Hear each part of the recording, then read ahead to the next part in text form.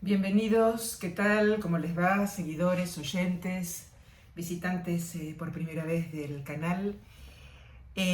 Hace un tiempito ya que vengo pensando en la idea de compartir con ustedes algún texto de uno de los libros más leídos y más famosos de Borges, que es Las Siete Noches. Un libro que recomiendo especialmente para todos los que se quieran acercar a Borges y tengan algún tipo de temor o de inhibición, porque se trata de una serie de 7 conferencias que Borges pronunció en el Teatro Coliseo en 1977. Luego estas conferencias se establecieron por escrito. El que hizo este trabajo es Roy Bartolomeu, que hizo un trabajo realmente espectacular y que, por lo menos en una de las ediciones, en esta que estoy manejando ahora, del Fondo de Cultura, no deja de escribir un hermoso epílogo, Roy Bartolomeu, donde nos cuenta que cuando terminó la tarea del establecimiento de los textos junto con Borges, Borges le expresó su satisfacción y dijo lo siguiente: no está mal, me parece que sobre temas que tanto me han obsesionado, este libro es mi testamento. Así se expresó Borges respecto de estos temas que son la Divina Comedia, bueno, Borges la llamaba la comedia, de Dante Alighieri, la cábala, la poesía, la pesadilla, las mil y una noches, y el budismo, y por último, la ceguera, a la que me quiero referir hoy, porque es un tema que resulta insoslayable cuando pensamos en la vida de Borges, naturalmente, pero también en su escritura. Y este es un texto que tiene un carácter, yo diría, bastante, de alguna manera, intimista, como van a ver ustedes. Hace un tiempo ya le dediqué un video al famoso poema de los dones, donde Borges también hace referencia, y muy clara, muy explícita, a la cuestión de su ceguera. Para los que no lo saben, Borges se quedó ciego de una manera paulatina, no fue algo brusco, no fue algo que sucedió de modo accidental, sino todo lo contrario. Se trataba de una enfermedad hereditaria de la que habían muerto 4 o 5 generaciones anteriores a él, incluyéndolo a su propio padre, a su abuela. Y bueno, Borges supo siempre que le aguardaba este destino. Podríamos situar, él mismo lo dice, la fecha en la que definitivamente perdió la vista del lector en el año 1955, ¿no? Que es por otro lado el momento en el que lo nombran director de la Biblioteca Nacional, ¿no? Por eso lo que Borges dice, nadie rebaje a lágrima o reproche esta declaración de la maestría de Dios, que con magnífica ironía me dio a la vez los libros y la noche, refiriéndose con los libros a ser director de la Biblioteca Nacional y la noche como metáfora de su ceguera. Entonces vamos a empezar a compartir esta hermosísima conferencia, tal vez la más íntima de todas. Y yo siempre pienso, ¿no? Hay que poder imaginarse a un hombre ciego de 78, 79 años en aquel momento, frente a un auditorio de miles de personas y sin poder verlas, ¿no? Es decir, sintiendo la presencia de toda esa multitud y sin estar en condiciones de verlos. Dice así: señoras, señores, en el decurso de mis demasiadas conferencias, he observado que se prefiere lo personal a lo general, lo concreto a lo abstracto. Por consiguiente, empezaré refiriéndome a mi modesta ceguera personal. Modesta en primer término, porque es ceguera total de un ojo, parcial del otro. Todavía puedo descifrar algunos colores, todavía puedo descifrar el verde y el azul. Hay un color que no me ha sido infiel, el color amarillo. Recuerdo que de chico, si mi hermana está aquí, lo recordará también, me demoraba ante unas jaulas del jardín zoológico de Palermo, y eran precisamente la jaula del tigre y la del leopardo. El oro de los tigres, ¿sí? Me demoraba ante el oro y el negro del tigre. Aún ahora el amarillo sigue acompañándome. He escrito un poema que se titula El oro de los tigres, en que me refiero a esa amistad. Quiero pasar a un hecho que suele ignorarse y que no sé si es de aplicación general. La gente se imagina al ciego encerrado en un mundo negro. Hay un verso de Shakespeare que justificaría esa opinión. Looking on darkness which the blind do see. Mirando la oscuridad que ven los ciegos. Si entendemos negrura por oscuridad, el verso de Shakespeare es falso. Uno de los colores que los ciegos, o en todo caso este ciego, extrañan es el negro. Otro, el rojo. Los rouge et le noir son los colores que nos faltan. A mí, que tenía la costumbre de dormir en plena oscuridad, me molestó durante mucho tiempo tener que dormir en este mundo de neblina verdosa o azulada y vagamente luminosa que es el mundo del ciego. Hubiera querido reclinarme en la oscuridad, apoyarme en la oscuridad. Al rojo lo veo como un vago marrón. El mundo del ciego no es la noche que la gente supone. En todo caso, estoy hablando en mi nombre y en nombre de mi padre y de mi abuela que murieron ciegos. Ciegos, sonrientes y valerosos, como yo también espero morir. Se heredan muchas cosas. La ceguera, por ejemplo, pero no se hereda el valor. Sé que fueron valientes. Bueno, sabemos que Borges tenía un aprecio muy particular por esta virtud del valor, el coraje, sobre todo en el cuerpo a cuerpo, pero también en otros órdenes de la vida, como por ejemplo en lo que se refiere a enfrentar la vida con esta condición y esperar o aguardar la muerte estando ciego. El ciego vive en un mundo bastante incómodo, un mundo indefinido, del cual emerge algún color. Para mí todavía el amarillo, todavía el azul, salvo que el azul puede ser verde, todavía el verde, salvo que el verde puede ser azul. El blanco ha desaparecido o se confunde con el gris.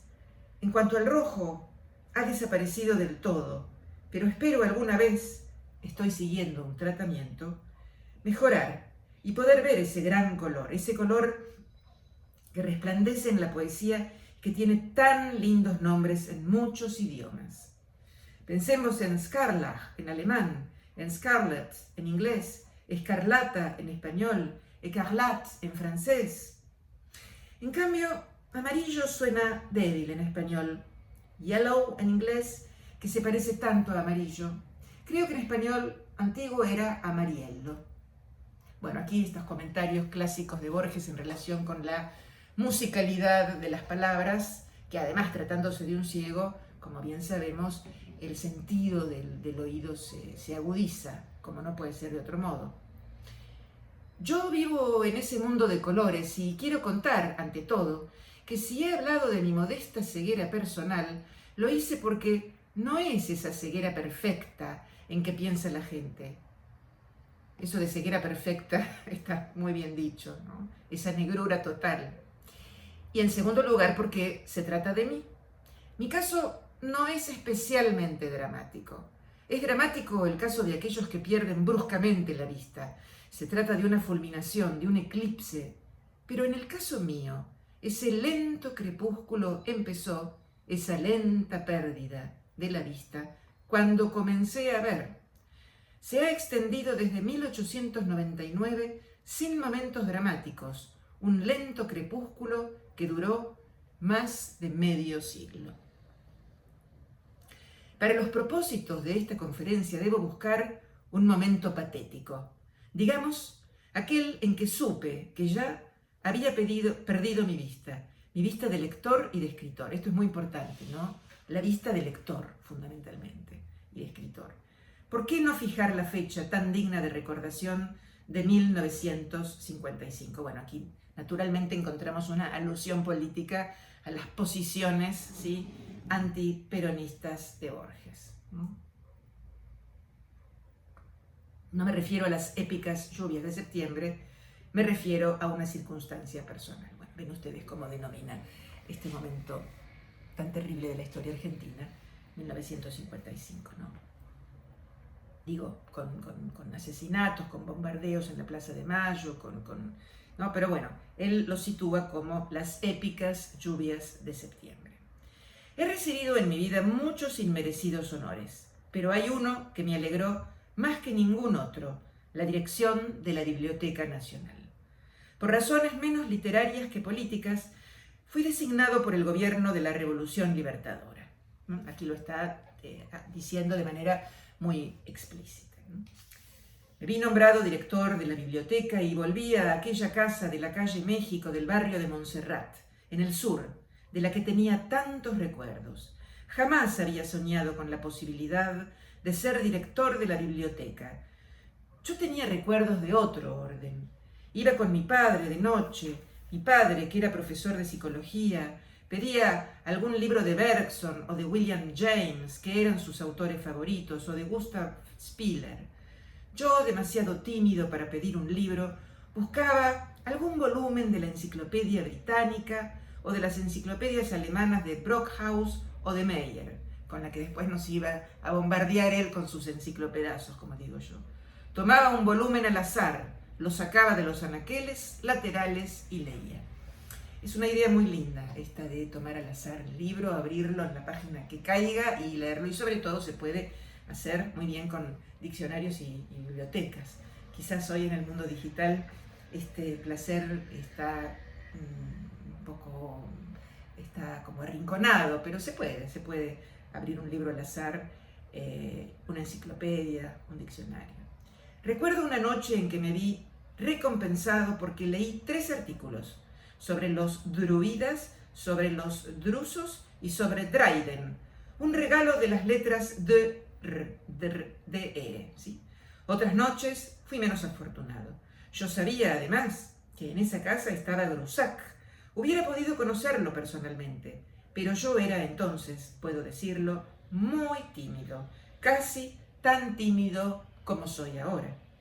Entonces creía que la timidez era muy importante, y ahora sé que la timidez es uno de los males que uno tiene que tratar de sobrellevar, y que realmente ser muy tímido no es importante, como tantas otras cosas a las que uno les otorga importancia exagerada. Claro, está hablando un hombre anciano que tiene mucha experiencia de la vida.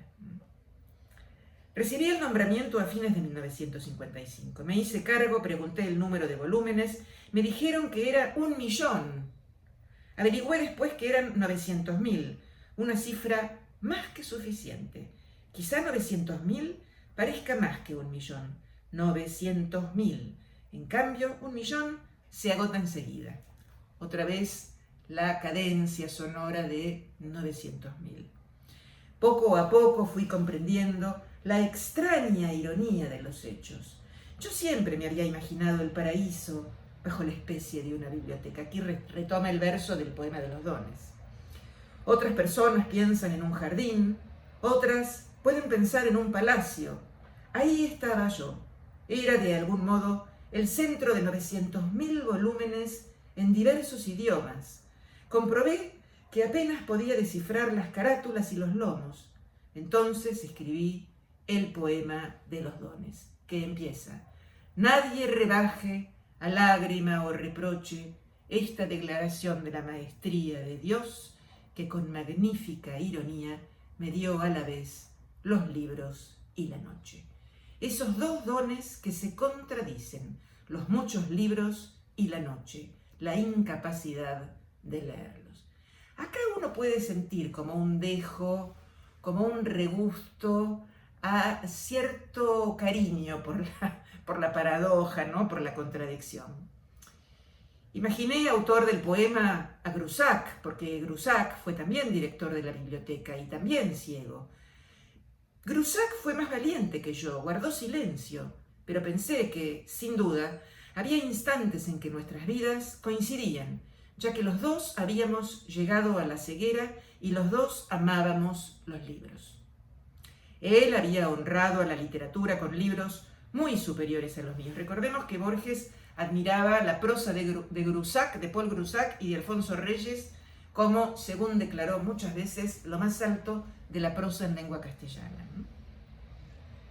Pero en fin, los dos éramos hombres de letras y recorríamos la biblioteca de libros vedados. Casi podríamos decir, para nuestros ojos oscuros, de libros en blanco, de libros sin letras.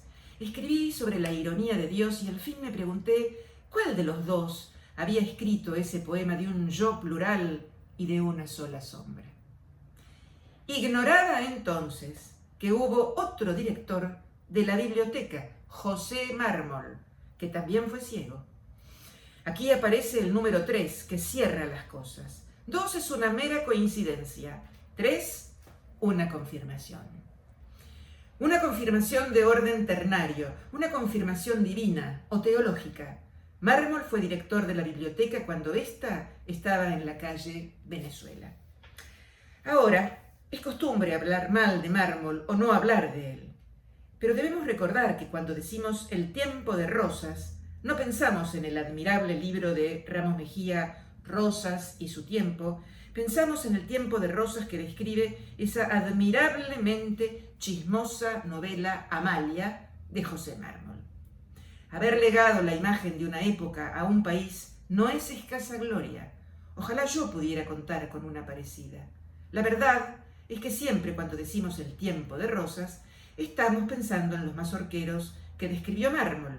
En las tertulias de Palermo, estamos pensando en las conversaciones de uno de los ministros del tirano y de Soler. Bueno, acá las opiniones políticas de Borges, totalmente antirrosista, a diferencia del Borges del tamaño de mi esperanza, que los remito si quieren, ahí van a ver un gran admirador, como decía él, de Juan Manuel.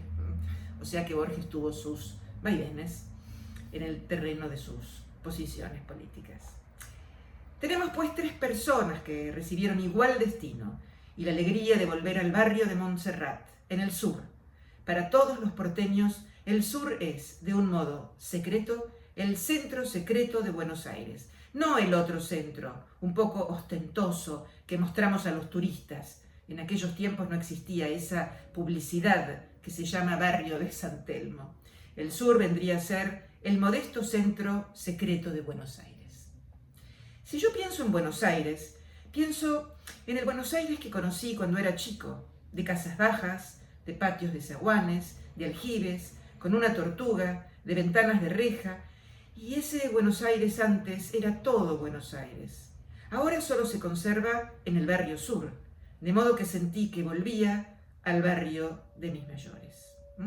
Bueno, esto es muy interesante porque, bueno, conocerán ustedes la Fundación Mítica de Buenos Aires, el propósito de Borges expresado en El tamaño de mi esperanza, justamente en el año 1926, de darle una mitología a Buenos Aires, es este Buenos Aires del aljibe, de la tortuga, del patio, de las casas bajas, de los cuchilleros, de Palermo, de la calle Serrano, de la manzana en la que él nació, no, en la que él vivió en la infancia, nació en realidad en Tucumán al 800. Bueno, en fin, es esa Buenos Aires completamente mitológica y literaria. Cuando comprobé que ahí estaban los libros, que tenía que preguntar a mis amigos el nombre de ellos, recordé una frase de Rudolf Steiner en su libro sobre antroposofía, que fue el nombre que él le dio a la teosofía. Dijo que cuando algo concluye, debemos pensar que algo comienza. El consejo es saludable, pero es de difícil ejecución. Muy bien dicho, realmente, ya que sabemos lo que perdemos, no lo que ganaremos. Tenemos una imagen muy precisa, una imagen a veces desgarrada de lo que hemos perdido, pero ignoramos qué lo puede reemplazar o suceder. Se trata de apoyarse como puede, como le sale en esta frase de la antroposofía. Sí, es una frase efectivamente muy bella, muy parecería muy útil, pero que en realidad, como dice Borges, de muy difícil ejecución. Tomé una decisión, me dije, ya que he perdido el querido mundo de las apariencias, debo crear otra cosa. Debo crear el futuro, lo que sucede al mundo visible que, de hecho, he perdido. Lo que sucede en el sentido de lo que le sigue, ¿no? Recordé unos libros que estaban en casa.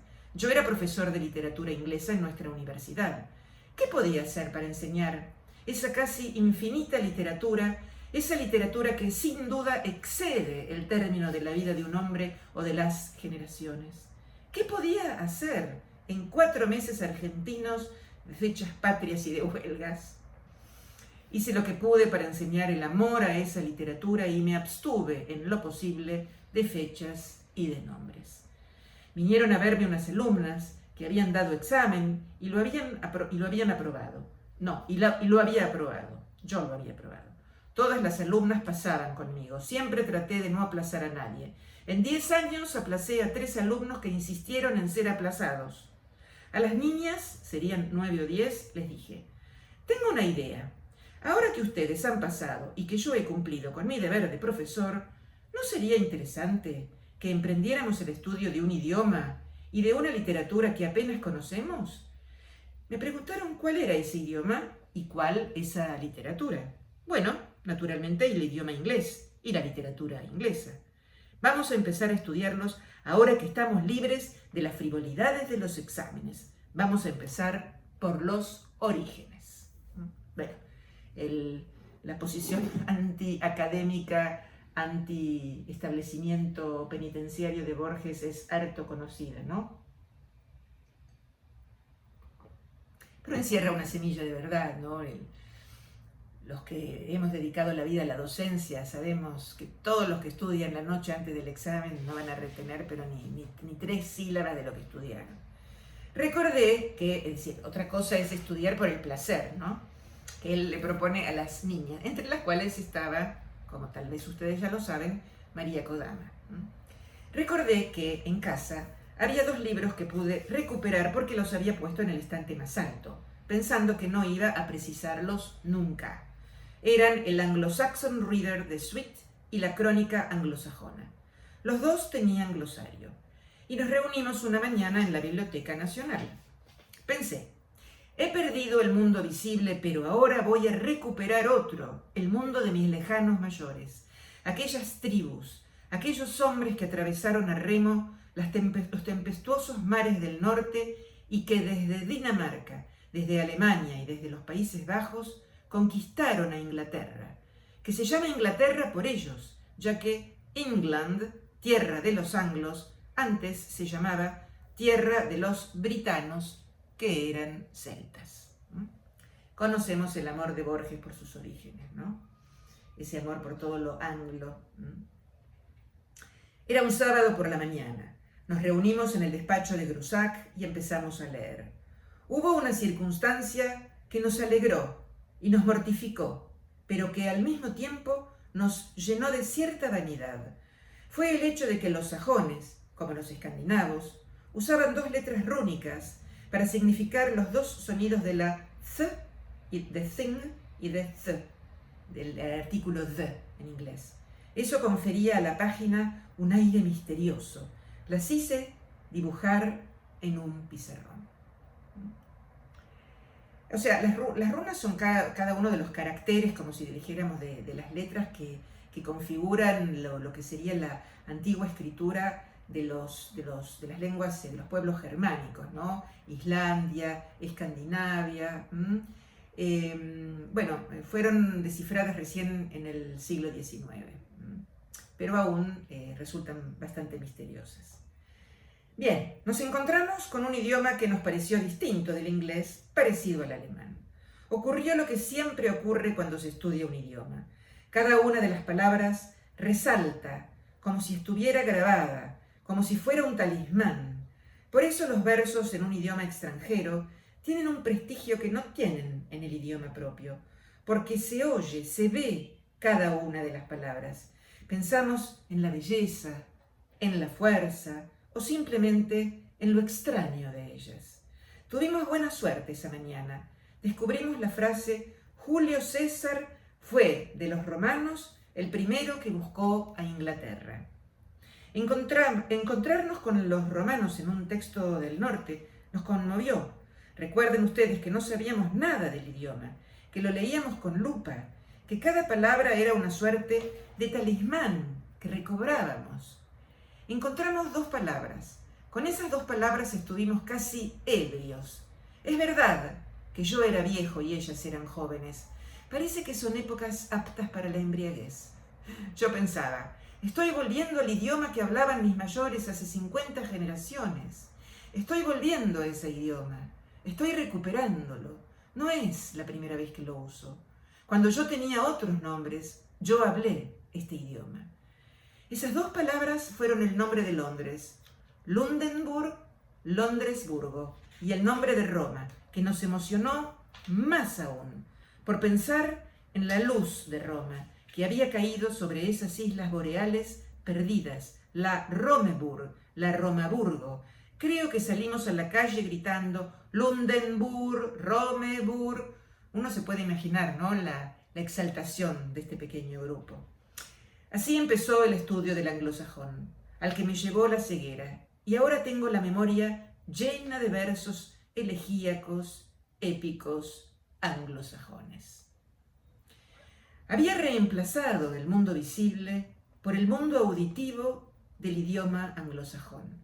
Creo que ahora se entiende un poco mejor este amor borgiano por esa lengua tan áspera en un sentido y también en un punto tan inútil.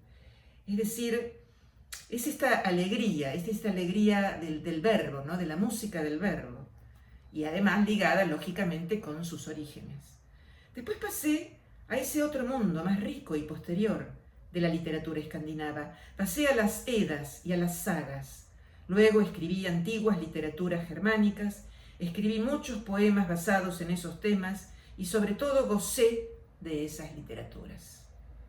Y ahora tengo en preparación un libro sobre literatura escandinava. Yo subrayo esto de «y sobre todo gocé». No permití que la ceguera me acobardara. Además, mi editor me dio una excelente noticia. Me dijo que si yo le entregaba 30 poemas por año, él podía publicar un libro. 30 poemas significan una disciplina, sobre todo cuando uno tiene que dictar cada línea, pero al mismo tiempo la suficiente libertad, ya que es imposible que en un año no le ocurran a uno 30 ocasiones de poesía. La ceguera no ha sido para mí una desdicha total. No se la debe ver de un modo patético. Debe verse como un modo de vida. Es uno de los estilos de vida de los hombres. Tal vez es un poquito exagerado, pero sí me parece que podemos compartir con bastante facilidad que no sea, por lo menos en su caso, una desdicha total. Ser ciego tiene sus ventajas. Yo le debo a la sombra algunos dones. Le debo al anglosajón, mi escaso conocimiento del islandés, el goce de tantas líneas, de tantos versos, de tantos poemas y de haber escrito otro libro, titulado con cierta falsedad, con cierta jactancia, Elogio de la sombra. Libro de poemas. Quiero hablar ahora de otros casos, de casos ilustres. Vamos a empezar por ese muy evidente ejemplo de la amistad, de la poesía, de la ceguera, por quien ha sido considerado el más alto de los poetas, Homero. Sabemos de otro poeta griego ciego, Tamiris, cuya obra se ha perdido y lo sabemos principalmente por una referencia de Milton, otro ilustre ciego. Tamiris fue vencido en un certamen por las musas, quienes rompieron su lira y le quitaron la vista. Algo que se me escapó comentarles en relación con el don de la ceguera y la composición de poesías por orden de su editor, es que entonces Borges vuelve a la rima porque resulta mucho más fácil recordar. Un ciego no puede dictar en cualquier momento del día, no disponía naturalmente de la tecnología que tenemos hoy, ¿no? Y por lo tanto hay una vinculación muy clara entre este momento de la pérdida de su vista de lector y de escritor y la composición de poesía ya otra vez, es decir, rimada, no otra vez, rimada, porque sus primeros poemas Fervor de Buenos Aires, etc., son poemas de verso libre. Existe una hipótesis muy curiosa, que no creo que sea histórica, pero que es intelectualmente agradable, de Oscar Wilde. En general, los escritores tratan de que lo que dicen parezca profundo. Wilde era un hombre profundo que trataba de parecer frívolo. Sin embargo, quería que lo imagináramos como un conversador. Quería que pensáramos en él como Platón pensaba de la poesía, esa cosa liviana, alada y sagrada. Pues bien, esa cosa liviana, alada y sagrada, que fue Oscar Wilde, dijo que la antigüedad había representado a Homero como un poeta ciego y que había procedido deliberadamente. No sabemos si Homero existió. El hecho de que 7 ciudades se disputaran su nombre basta para hacernos dudar de su historicidad. Quizá no hubo un Homero, hubo muchos griegos que ocultamos bajo el nombre de Homero. Las tradiciones son unánimes en mostrarnos un poeta ciego. Sin embargo, la poesía de Homero es visual, muchas veces espléndidamente visual, como lo fue, en menor grado desde luego, la poesía de Oscar Wilde. Yo modestamente me permito decir que la poesía de Homero, como saben ustedes, es la sedimentación a lo largo de muchísimo tiempo de una serie de relatos, de un canon narrativo de tradición oral, que fue narrado de generación en generación por personas que sí veían, por videntes, es decir, no es que Homero inventó la historia, ¿no es cierto? Pero bueno, es verdad que respecto de los orígenes de Homero y respecto de en qué tierra nació, etc., hay bastante incertidumbre.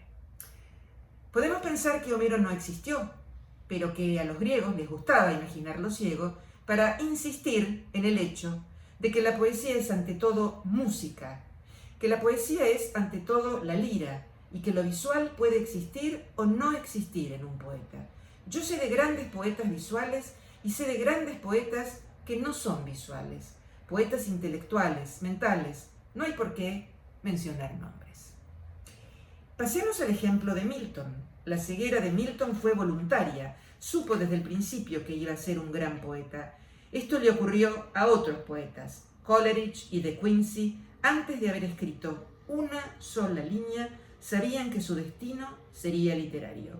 Yo también, si es que puedo mencionarme. Siempre he sentido que mi destino era, ante todo, un destino literario. Es decir, que me sucederían muchas cosas, malas y algunas cosas buenas. Pero siempre supe que todo eso, a la larga, se convertiría en palabras, sobre todo las cosas malas, ya que la felicidad no necesita ser transmutada. La felicidad es su propio fin.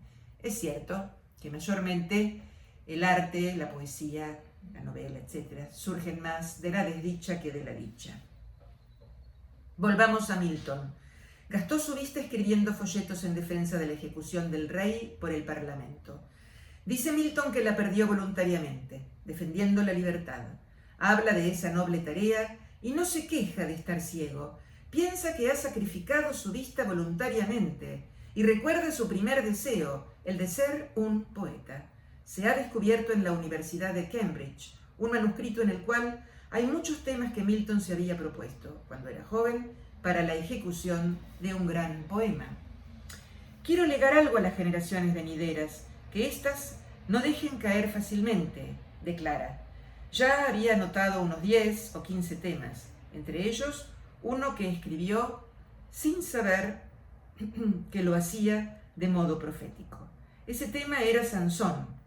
Él no sabía por entonces que su destino sería de algún modo el de Sansón, y que Sansón, así como profetizó a Cristo en el Antiguo Testamento, lo profetizó a él con más precisión.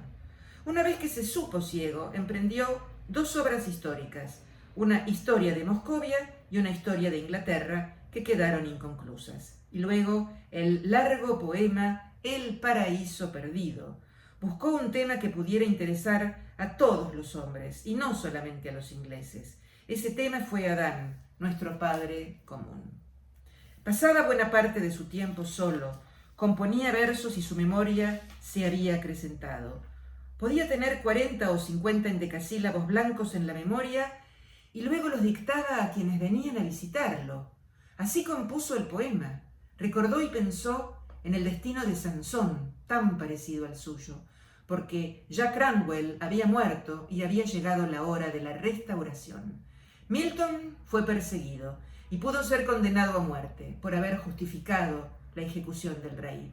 Pero Carlos II, hijo de Carlos I, el ejecutado, cuando le trajeron la lista de los condenados a muerte, tomó la pluma y dijo: no sin nobleza. Hay algo en mi mano derecha que se niega a firmar una sentencia de muerte. Milton se salvó y muchos otros con él. Escribió entonces el Samson Agonistes. Quiso hacer una tragedia griega. La acción ocurre en un día, el último día de Sansón, y Milton pensó en el parecido de los destinos, ya que él, como Sansón, había sido el hombre fuerte finalmente vencido. Estaba ciego y escribió aquellos versos que siempre, según Landor, suelen puntuarse mal y que realmente tendría que ser: eyeless in Gaza at the mill with the slaves. Ciego en Gaza. Gaza es una ciudad filistea, una ciudad enemiga. En la noria con los esclavos. Es como si las desdichas fueran acumulándose sobre Sansón. La verdad es que leyéndolo hoy, que aparezca este topónimo Gaza, uno se estremece, ¿no? Potenciado, muy potenciado el tema, sí, de la tragedia. Milton tiene un soneto en el que habla de su ceguera. Hay una línea que se ve que está escrita por un ciego. Cuando tiene que describir el mundo dice: "In this dark world and wide", en este mundo oscuro y ancho, que es precisamente el mundo de los ciegos cuando están solos, porque caminan buscando apoyo con las manos extendidas. Aquí tenemos un ejemplo mucho más importante que el mío de un hombre que se sobrepone a la ceguera y que ejecuta su obra, el paraíso perdido, el paraíso recuperado, Sansón Agonistes, los mejores sonetos que escribió, parte de la historia de Inglaterra, desde los orígenes hasta la conquista normanda. Todo lo ejecuta siendo ciego y teniendo que dictarlo a gente casual. Sí, porque no es que tenía una secretaria que venía, ni nada que se le pareciera. El bostoniano y aristocrático Prescott fue ayudado por su mujer. Un accidente cuando era estudiante de Harvard le hizo perder un ojo y quedar casi ciego del otro. Decidió que su vida estaría dedicada a la literatura. Estudió, aprendió las literaturas de Inglaterra, Francia, Italia, España. La España imperial le hizo dar con su mundo, el que convenía a su rígido rechazo de los días republicanos. De erudito se convirtió en escritor y a su mujer, que le leía, le dictó las historias de la conquista de México y del Perú, del reinado de los reyes católicos y de Felipe II. Fue una tarea feliz, casi impecable, que le demandó más de 20 años. Hay dos ejemplos que están más cerca de nosotros. Uno ya lo he mencionado, el de Grusac. Grusac ha sido olvidado con injusticia. La gente lo ve ahora como un francés intruso en este país. Se dice que su obra histórica ha caducado, que ahora se dispone de mejor documentación. Pero se olvida que Grusac, como todo escritor, escribió dos obras. Una, el tema que se propuso. Otra, la manera en que lo ejecutó. Aparte de dejarnos su obra histórica y crítica, Grusac renovó la prosa española. Alfonso Reyes, el mejor prosista de lengua española en cualquier época, me dijo: Grusac me ha enseñado cómo debe escribirse en español. Grusac se sobrepuso a su ceguera y dejó algunas de las mejores páginas en prosa que se han escrito en nuestro país. Siempre me place recordarlo. Recordemos otro ejemplo más famoso que el de Grusac. En James Joyce se da también una obra doble. Tenemos esas dos vastas y, por qué no decirlo, ilegibles novelas que son Ulises y Finnegan's Wake. Pero es la mitad de su obra, que incluye bellos poemas y el admirable retrato del artista adolescente. La otra mitad, y quizá la más rescatable, como se dice ahora, es el hecho de que tomó el casi infinito idioma inglés, ese idioma que estadísticamente supera a todos los demás y que ofrece tantas posibilidades para el escritor, sobre todo de verbos muy concretos, no fue bastante para él. Joyce, el irlandés, recordó que Dublín había sido fundado por los vikingos daneses. Estudió noruego, le escribió una carta en noruego a Ibsen y luego estudió griego, latín. Supo todos los idiomas y escribió en un idioma inventado por él, un idioma que es difícilmente comprensible, pero que se distingue por una música extraña. Joyce trajo una música nueva al inglés. Esto es para subrayar. Y dijo valerosamente y mendazmente que de todas las cosas que me han sucedido, creo que la menos importante es la de haberme quedado ciego. Ha dejado parte de su vasta obra ejecutada en la sombra, puliendo las frases en su memoria, trabajando a veces una sola frase durante todo un día y luego escribiéndola y corrigiéndola, todo en medio de la ceguera o de períodos de ceguera. Análogamente, la impotencia de Boileau, de Swift, de Kant, de Ruskin y de George Moore fue un melancólico instrumento para la buena ejecución de su obra. Lo mismo cabe afirmar de la perversión, cuyos beneficiarios ahora se encargan de que nadie ignore sus nombres. Demócrito de Abdera se arrancó los ojos en un jardín para que el espectáculo de la realidad exterior no lo distrajera. Orígenes se castró. He enumerado suficientes ejemplos, algunos tan ilustres que me da vergüenza haber hablado de mi caso personal, salvo por el hecho de que la gente siempre espera confidencias, y yo no tengo por qué negarle las mías, aunque desde luego parece absurdo poner mi nombre junto a los nombres que he tenido ocasión de recordar. He dicho que la ceguera es un modo de vida que no es enteramente desdichado. Recordemos aquellos versos del mayor poeta español, Fray Luis de León. Vivir quiero conmigo, gozar quiero del bien que debo al cielo, a solas, sin testigo, libre de amor, de celo, de odio, de esperanza, de recelo. Edgar Allan Poe sabía de memoria esta estrofa. Para mí, vivir sin odio es fácil, ya que nunca he sentido odio. Pero vivir sin amor, creo que es imposible. Felizmente imposible para cada uno de nosotros. Sin embargo, el principio, vivir quiero conmigo, gozar quiero del bien que debo al cielo, si aceptamos que en el bien del cielo puede estar la sombra, entonces, ¿quién vive más consigo mismo? ¿Quién puede explorarse más? ¿Quién puede conocerse más a sí mismo? Según la sentencia socrática, ¿quién puede conocerse más que un ciego? El escritor vive. La tarea de ser poeta no se cumple en determinado horario. Nadie es poeta de 8 a 12 y de 2 a 6. Quien es poeta lo es siempre y se ve asaltado por la poesía continuamente. De igual modo que un pintor, supongo, siente que los colores y las formas están asediándolo, o que un músico siente que el extraño mundo de los sonidos, el mundo más extraño del arte, está siempre buscándolo, que hay melodías y disonancias que lo buscan. Para la tarea del artista, la ceguera no es del todo una desdicha, puede ser un instrumento. Fray Luis de León dedicó una de sus odas más bellas a Francisco Salinas, músico ciego. Un escritor, o todo hombre, debe pensar que cuanto le ocurre es un instrumento. Bueno, yo creo que aquí abreva Borges un poco del estoicismo, ¿no? De la filosofía estoica. Todas las cosas le han sido dadas para un fin y esto tiene que ser más fuerte en el caso de un artista. Todo lo que le pasa, incluso las humillaciones, los bochornos, las desventuras, todo eso le ha sido dado como arcilla, como material para su arte. Tiene que aprovecharlo. Por eso yo hablé en un poema del antiguo alimento de los héroes, la humillación, la desdicha, la discordia.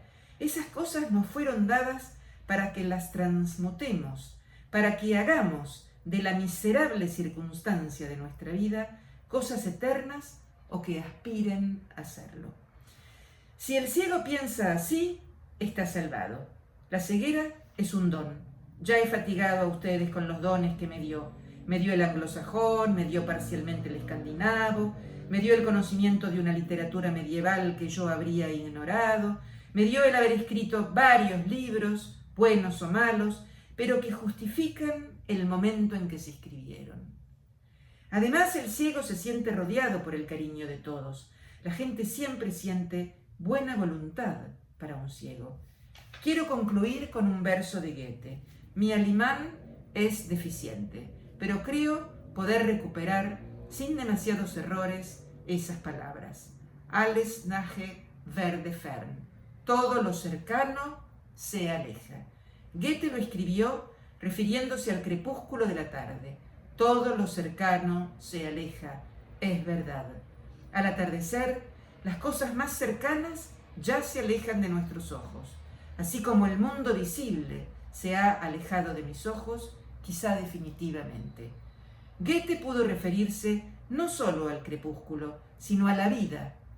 Todas las cosas van dejándonos. La vejez tiene que ser la suprema soledad, salvo que la suprema soledad es la muerte. También todo lo cercano se aleja, se refiere al lento proceso de la ceguera, del cual he querido hablarles esta noche y he querido mostrar que no es una total desventura, que debe ser un instrumento más entre los muchos, tan extraños que el destino o el azar nos deparan. Bueno, es una conferencia, como ven ustedes, hermosísima. Es una lección de estoicismo en el sentido noble de la palabra, ¿no? Del valor, del coraje, de la sabiduría.